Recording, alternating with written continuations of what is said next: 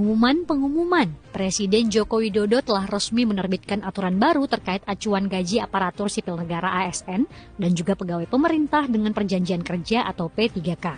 Daftar anyar ini merupakan yang terbaru untuk gaji ASN TNI Polri, di mana pemerintah telah memutuskan naik 8% mulai Januari 2024. Sebelumnya besaran gaji PNS terakhir masih diatur dalam PP nomor 15 tahun 2019. Dalam aturan tersebut, gaji terendah PNS ada pada golongan 1A dengan besaran Rp1.560.800 hingga Rp2.335.800. Dalam PP nomor 5 tahun 2024, gaji golongan 1A naik menjadi Rp1.685.700 sampai Rp2.522.600. Kemudian untuk gaji tertinggi PNS ada pada angka Rp6.373.200 untuk golongan 4E. Gaji pegawai pemerintah dengan perjanjian P3K juga mengalami kenaikan. Gaji yang dinaikkan terjadi mulai dari golongan 1 sampai golongan 17.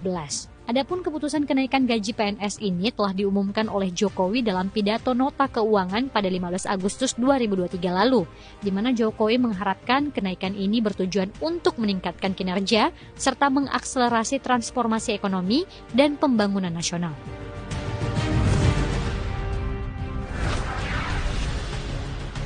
Menteri Keuangan Sri Mulyani mengumumkan rasio utang pemerintah terhadap produk domestik bruto atau PDB turun pada akhir 2023. Hal ini dipicu oleh defisit APBN pada tahun itu yang terjaga rendah.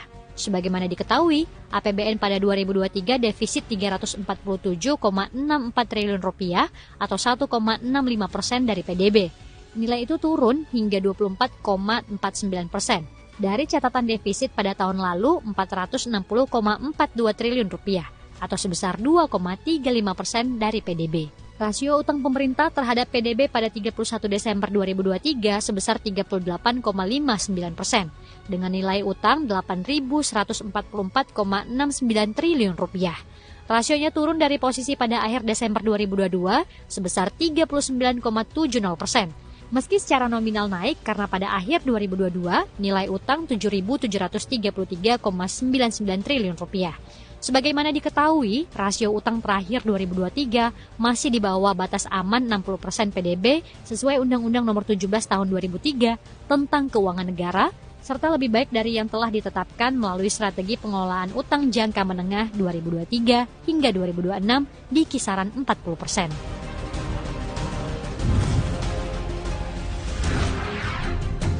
Otorita Ibu Kota Nusantara (OIKN) menyebutkan pembangunan infrastruktur dasar tahap 1 Nusantara telah mencapai 71,47%. Apabila dirinci, progres pembangunan Istana Presiden dan lapangan upacara tercatat 54,07%. Kemudian untuk proyek Sumbu Kebangsaan fase 1, 96,41%. Dan Bendungan Sepaku Semoy 100%. Di taman dalam Sumbu Kebangsaan itu akan ada patung besar Soekarno dan Muhammad Hatta. Taman itu juga memiliki tempat upacara yang memiliki api abadi. Kepala Otorita IKN Bambang Susantono mengungkapkan pihaknya ingin membangun satu kota dengan ekosistem lengkap. Untuk itu, pihaknya bekerja sama dengan berbagai pihak, salah satunya dengan pemerintah Finlandia untuk merancang studi yang dapat mengukur tingkat kebahagiaan penduduknya.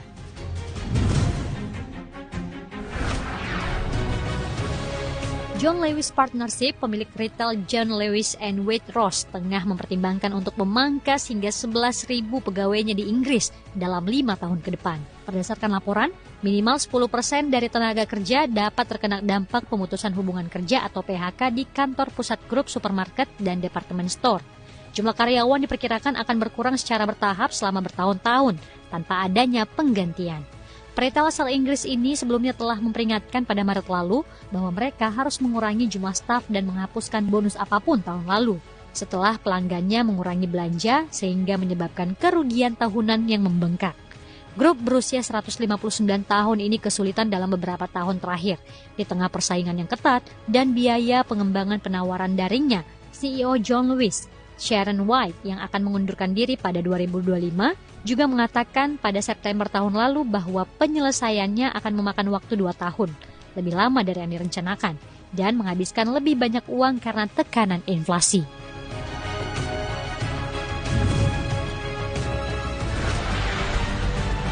Toyota Motor mendesak pemilik 50.000 kendaraan tua di Amerika Serikat untuk segera melakukan perbaikan kendaraannya. Desakan penarikan kembali tersebut akibat inflator kantung udara di dalam mobil yang dapat meledak dan berpotensi membunuh pengendara. Produsen mobil asal Jepang tersebut mengatakan peringatan jangan berkendara mencakup beberapa model, seperti model tahun 2003 sampai 2004, Corolla Matrix 2003 sampai 2004, dan RAV4 2004-2005. Dengan inflator kantung udara Takata.